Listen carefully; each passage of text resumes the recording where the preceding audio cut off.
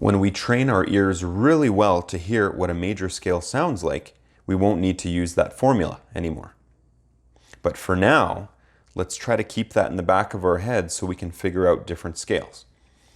So now that we have the C major scale figured out, and we know that we're just playing white keys here, for now you can use whatever finger you'd like to play that scale. Let's see if we can hum that scale. Now, this is a little bit too high for my voice. So I'm going to go what's called an octave lower. And I'm going to hum along as I play.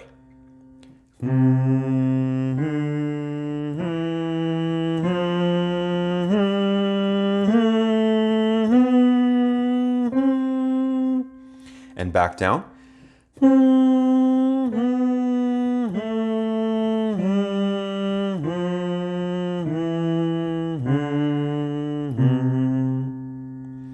Okay, so the key here is to be able to do that without playing. So I'm going to start off on the first degree of the scale, which is C, because we're playing a C major scale. We call that the tonic. And I'm going to try and get as far as I can in this scale without using the keys. So I'm going to play the first one just to help out. And I want you to follow along with me as well. And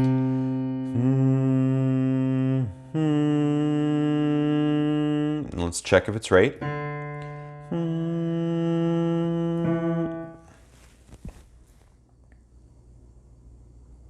So now that we've played the major scale and we've hummed along, let's take it a step further and do a little exercise. So we'll play the first degree of the scale. In this case, we're playing C major, so the tonic note is called a C. And we're going to hum the next one without playing it. After we hum it, we'll play it and see if we've got it correct. So starting off.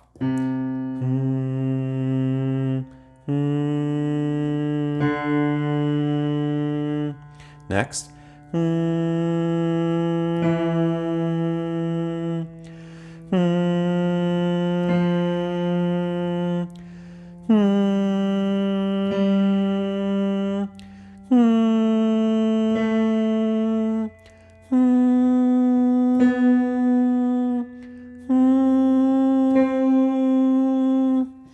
Now, I'm not much of a singer nor much of a hummer, but what I find is to be able to hum higher tones, I just push out my jaw a little bit, and that opens the throat, and I'm able to hum a little bit higher. So that could be a trick that you could use as well.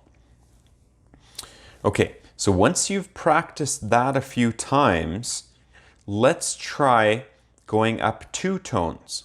So I'll play the tonic note here, which is C, and I'll hum the next 2.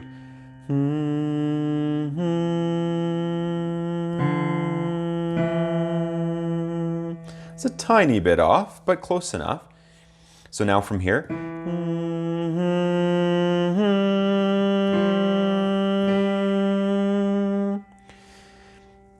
And then the next 3, we'll just finish it off because we're going right up to the tonic.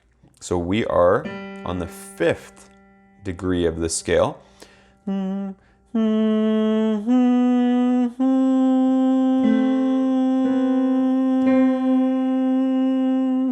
It's pretty close there. So keep on practicing humming further and further and holding that last tone, because another thing is being able to hold a tone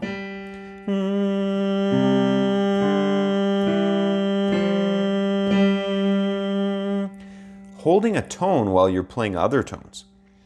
That will help you not get thrown off when you're trying to figure out melodies in popular songs that you want to play. Being able to remember exactly what you heard while trying to figure out some other tones as well.